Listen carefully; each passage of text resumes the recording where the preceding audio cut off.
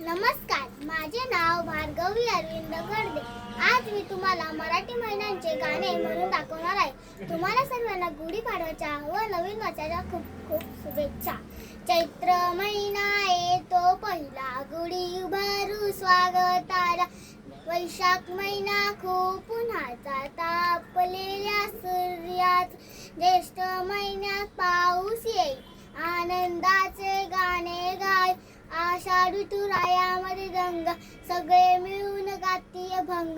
श्रावणात सजला निसर्ग सगळा, सणावारांचा असे सोहळा. भाद्रपद बाप्पा येती, मिळून सगळे करू आरती. आश्विन मध्ये दसरा दिवाळ, लांबच लांब दिव्यांच्या ओळ.